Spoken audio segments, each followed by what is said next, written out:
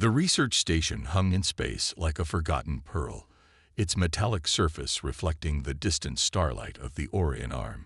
Inside, Dr. Roberts watched the holographic display with growing concern. The latest galactic intelligence reports painted a grim picture that no one wanted to acknowledge. The Void Collective was moving faster than anyone had predicted.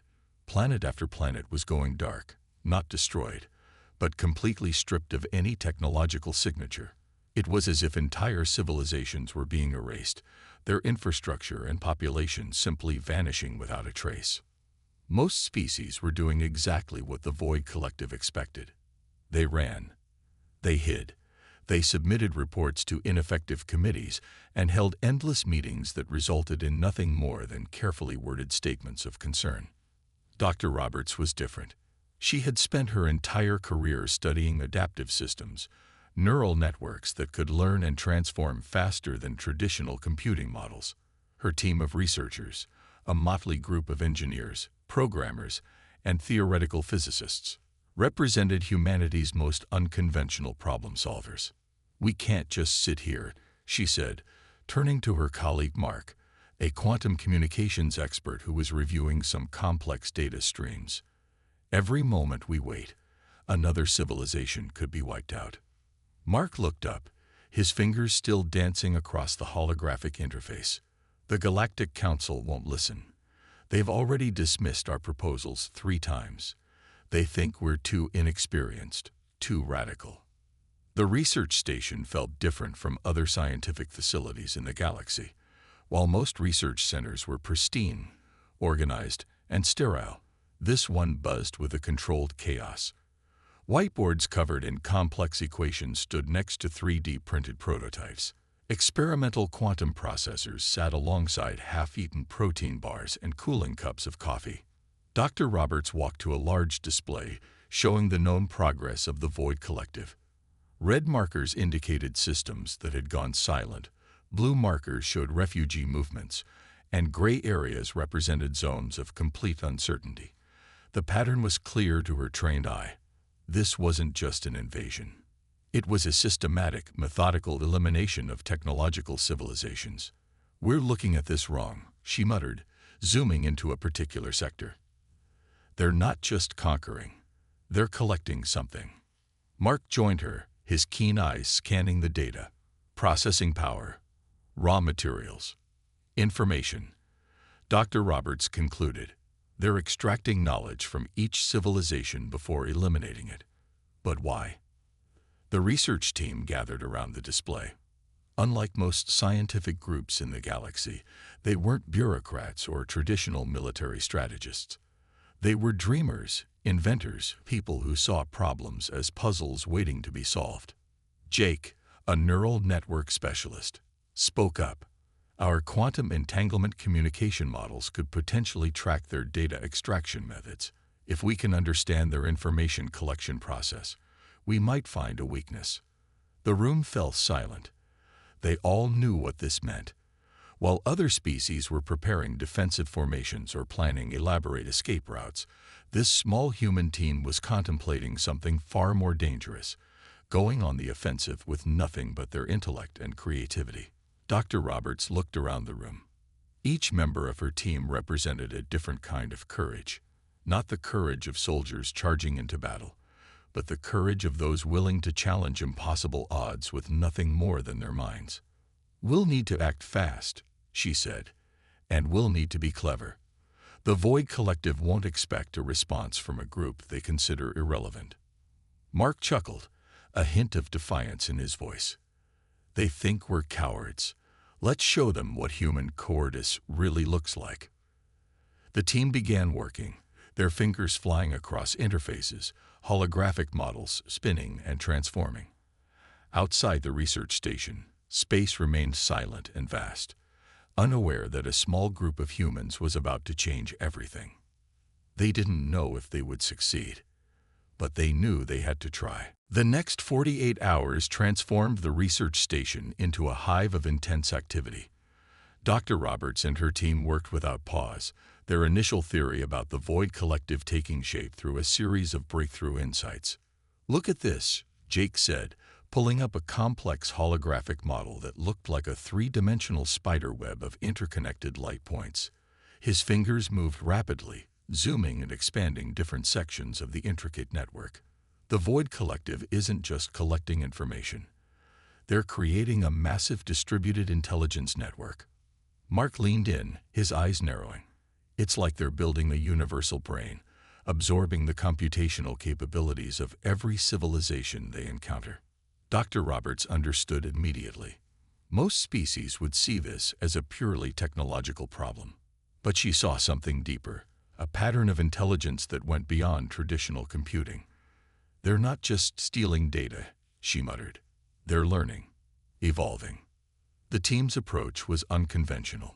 While traditional military strategists would be designing weapons or defensive shields, these researchers were developing something entirely different. They were creating adaptive neural networks designed to infiltrate and disrupt the Void Collective's information-gathering process. Kate, a specialist in quantum communications, spread out a series of intricate diagrams. Our prototype uses quantum entanglement principles, she explained. Instead of fighting their network directly, we'll create a system that can communicate across their information pathways, introducing strategic disruptions. It was a crazy plan. Most scientific teams would have dismissed it immediately. But this group of humans saw the impossible as just another problem waiting to be solved. Jake brought up a simulation, a series of tiny, almost invisible probes, each smaller than a human fingernail, began moving through a representation of the Void Collective's network. They didn't attack. They didn't destroy. Instead, they moved like information ghosts, subtly altering data streams, introducing microscopic inconsistencies that would be nearly impossible to detect. It's like digital acupuncture, Mark commented. We're not breaking their system. We're disrupting its fundamental ability to function smoothly. Dr. Roberts smiled. This was quintessentially human, finding the solution that relied on intelligence, creativity, and an understanding of complex systems rather than brute force. Most galactic species saw humans as risk-averse, always calculating, never bold. They didn't understand that calculation could be its own form of boldness. The team worked in a strange harmony.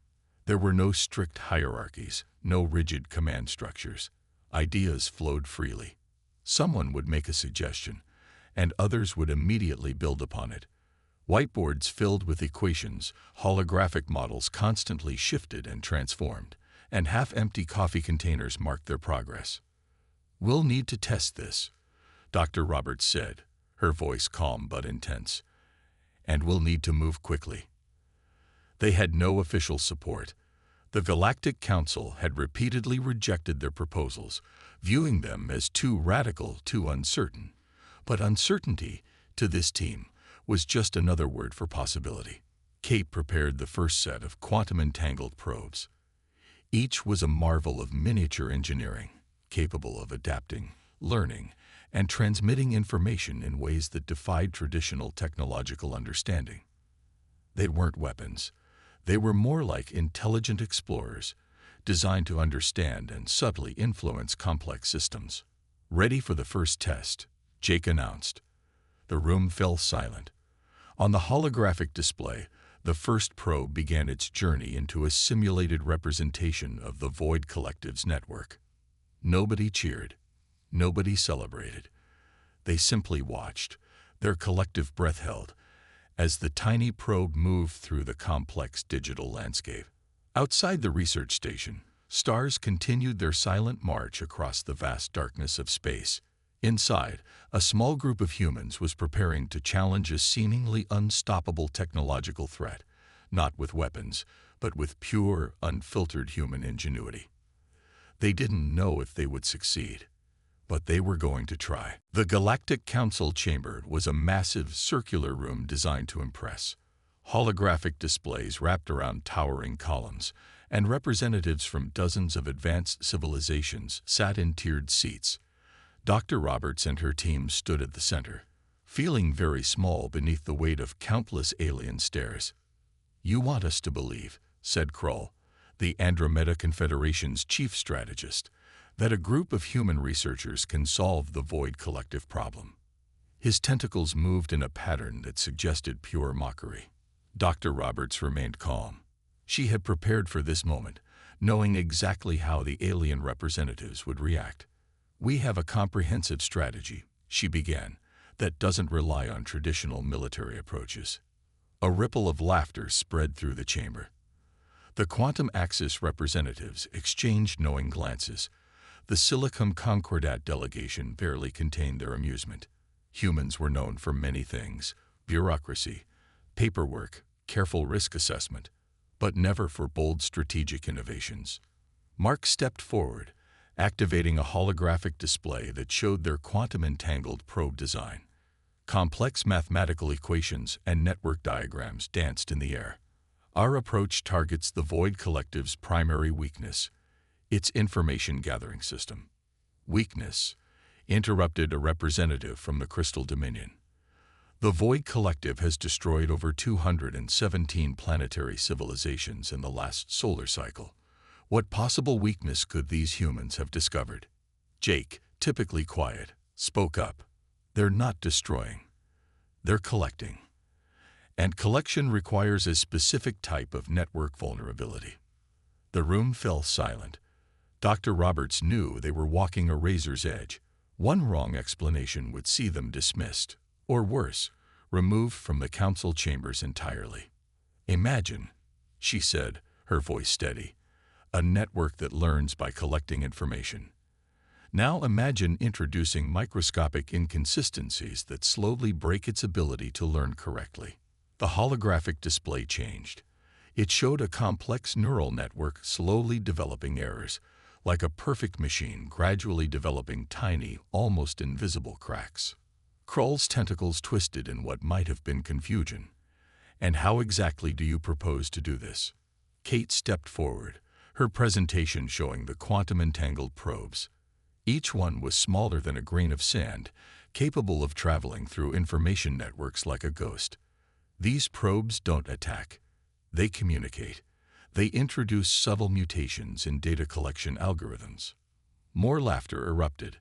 The Plasma Confederation's representatives were now openly mocking the human team. "Communicate," one of them shouted. "We need warriors, weapons, defensive systems." Dr. Roberts remained unfazed. She had expected this reaction. Humans were often underestimated, and that was precisely their greatest strength. "We're not proposing a traditional defense," she explained. "We're proposing an intelligent disruption. These probes are like microscopic information antibodies. They don't destroy. They redirect. They confuse." The chamber grew quieter. Some representatives leaned forward, their initial mockery replaced by a cautious curiosity. "You have 30 standard minutes to convince us," declared the Galactic Council's presiding officer. 30 minutes to prove that your ridiculous theory has any merit whatsoever." Dr. Roberts looked at her team. They had prepared for this moment. Not with weapons, not with traditional military strategies, but with pure, unadulterated human creativity. The presentation began. Mathematical models transformed into dynamic displays. Quantum communication principles became visual poetry. The team demonstrated how tiny, almost invisible interventions could potentially destabilize an entire technological civilization's information-gathering network. Outside the council chamber, galaxies continued their silent dance. Civilizations rose and fell. The Void Collective continued its relentless march. And in this moment, a small group of humans prepared to challenge everything everyone thought they knew about resistance, survival, and innovation. The research station had transformed. What was once a quiet scientific facility now buzzed with an intensity that bordered on controlled chaos. After their presentation to the Galactic Council, Dr. Roberts and her team knew they had only one option: prove their theory without official support. "We're going dark," Dr. Roberts announced, securing the station's communication protocols. "No official channels, no alerts. We're going to be ghosts." Mark began preparing the first wave of quantum-entangled probes. Each was a marvel of microscopic engineering, smaller than a dust particle, yet capable of navigating complex information networks with unprecedented precision. These aren't just devices, he explained to Kate. They're like digital chameleons. They'll blend, adapt, and subtly introduce anomalies. The team had developed a launch strategy that defied conventional military thinking. Instead of massive assault vehicles or powerful signal transmitters, they would use a network of small research satellites positioned strategically near known void collective expansion zones. Jake worked on the probe's adaptive algorithms. "We're not trying to destroy," he repeated, more to himself than to anyone else. "We're trying to confuse, to make their information collection process unreliable." Outside the station's reinforced windows, the vast emptiness of space seemed to watch their preparations. Nearby star systems flickered with the knowledge that the Void Collective was drawing closer. Civilizations were going silent, their technological signatures simply disappearing. Dr. Roberts reviewed their final simulation. The quantum probes would act like intellectual viruses, introducing microscopic inconsistencies into the Void Collective's data collection network. Not destructive errors, but subtle mutations that would gradually undermine the system's ability to learn and adapt. "It's like genetic drift," Kate commented, watching the holographic model. "Tiny changes that accumulate over time." The launch window was tight. They had calculated precisely when and where to release the probes to maximize their potential impact. Each probe was programmed with complex decision-making algorithms that would allow it to adapt to unexpected network configurations. "No one will know we're doing this," Mark said, a hint of excitement in his voice. "The Galactic Council thinks we're just another group of dreaming humans. They have no idea." The first batch of probes was ready. 50 microscopic devices, each capable of navigating through complex information networks, waiting to be deployed. They looked like nothing more than tiny metallic specks, almost invisible to the naked eye. Dr. Roberts made the final checks. "Launch sequence initiated," she announced. The room fell silent. On the holographic display, tiny points of light began moving. They didn't rush. They didn't attack. They simply traveled, like intelligent explorers moving through an unknown landscape, gathering information, adapting, changing. "Probe network stability at 98.7%, Jake reported. "Quantum entanglement protocols holding." The first probe entered the edge of a known void collective information zone. For a moment, nothing happened. Then, almost imperceptibly, data streams began to shift. Tiny anomalies appeared, so small that they would be nearly impossible to detect. "We're in," Kate whispered. The team watched as their digital explorers began their silent mission. No explosions, no dramatic destructions, just tiny intelligent devices introducing microscopic changes to a seemingly invincible technological network. Outside, stars continued their silent march. Galaxies spun in their ancient dance, and a small group of humans prepared to challenge a technological threat that had consumed entire civilizations. They weren't soldiers. They weren't traditional warriors. They were researchers, thinkers, problem solvers. And they were about to show the galaxy what human cowardice really looked like. The first signs were subtle, so subtle that most observers would have missed them entirely. In a distant star system near the Orion Arm, a void collective information processing node began to show strange behaviors. Tiny inconsistencies appeared in its data streams, microscopic mutations that seemed almost random at first. Dr. Roberts watched the initial reports carefully. Her team had been monitoring communication channels, listening for any hint of change. "Something's happening," she told Mark, pointing to a series of complex graphs displaying network anomalies. The quantum-entangled probes were working exactly as they had designed. They weren't attacking. They were infiltrating, like intellectual antibodies moving through a massive technological organism, introducing the smallest possible changes that would compound over time. "Look at the processing consistency," Jake said, zooming into a holographic display. Tiny red dots began appearing, points of increasing uncertainty in the Void Collective's information network. The error rate is increasing, but so subtly that their system can't immediately identify the source. Most species would have expected a dramatic, explosive confrontation. Massive space battles, weapon systems, defensive shields. But this was different. This was a war fought in streams of data, in microscopic changes that would slowly but surely undermine an entire technological civilization. Kate tracked the probe network's progress. "They're adapting," she said, her voice a mix of excitement and professional calm. Each probe is learning from the changes it introduces, creating a more complex disruption pattern. The Void Collective had consumed hundreds of civilizations. They had stripped entire planetary systems of their technological knowledge. They moved with a cold, calculated efficiency that had made them seem unstoppable. But they had never encountered humans before. Mark pulled up a comparative analysis. "Watch this," he said. The display showed the Void Collective's information network before and after the probe deployment. To an untrained eye, nothing seemed different. But to the research team, it was like watching a perfect machine slowly developing microscopic cracks.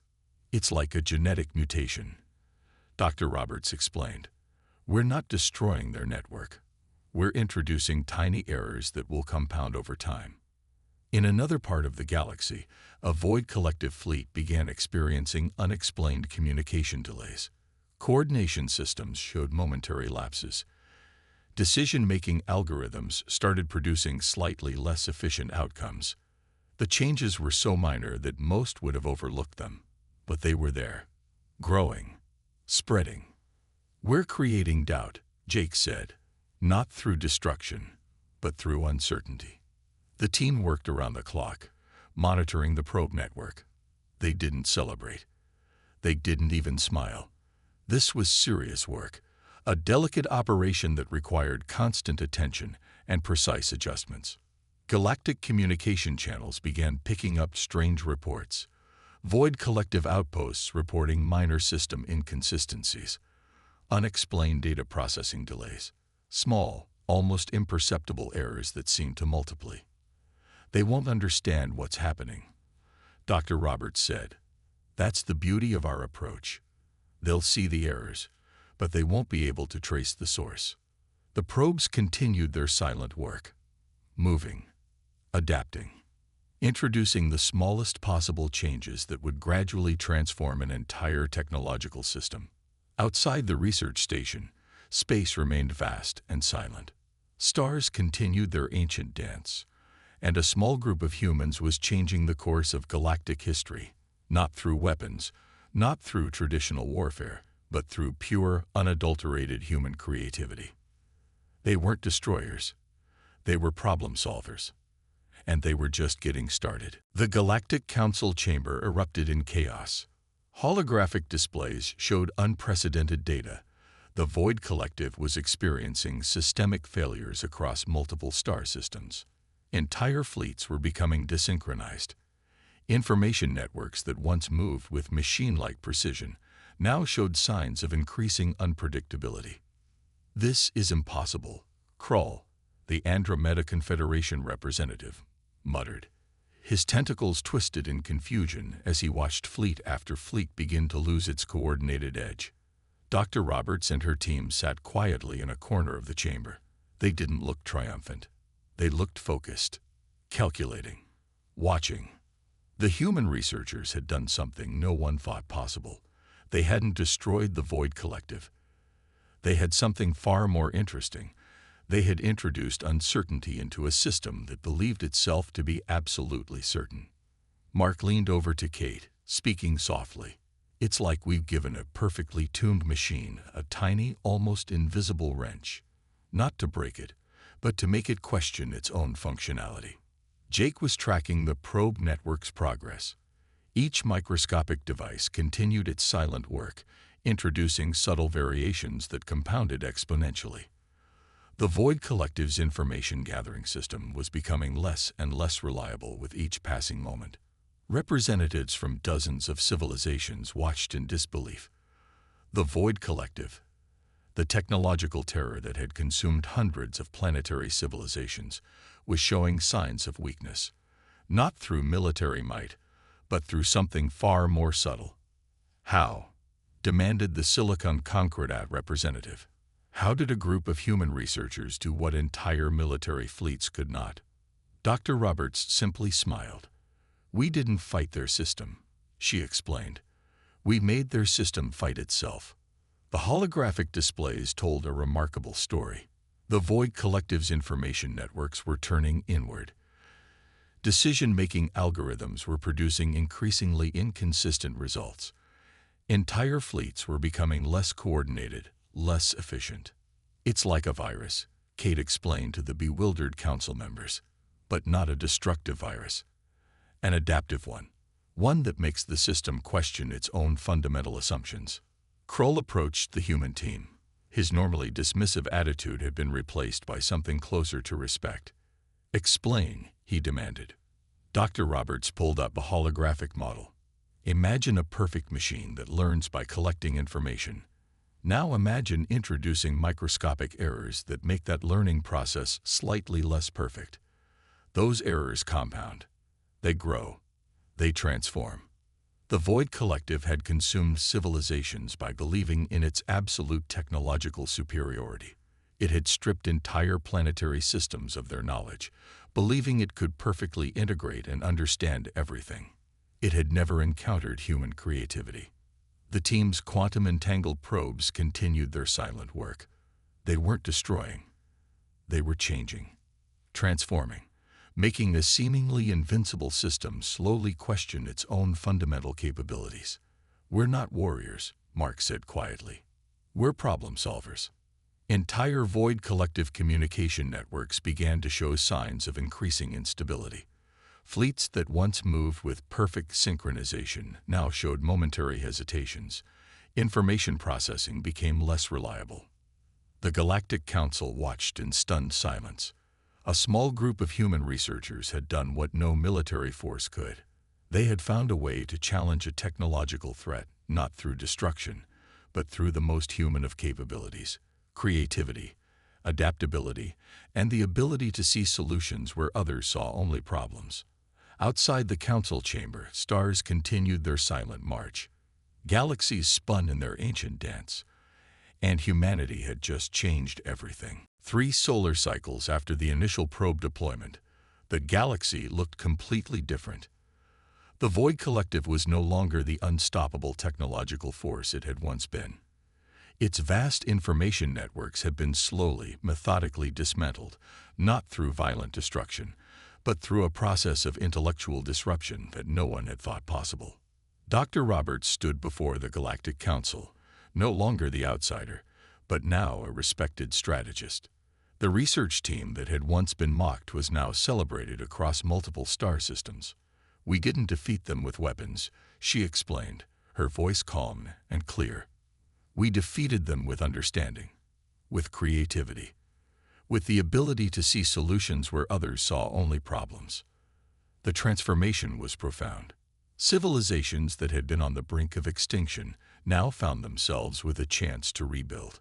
The Void Collective's systematic knowledge extraction had been stopped, not through force, but through intelligent intervention.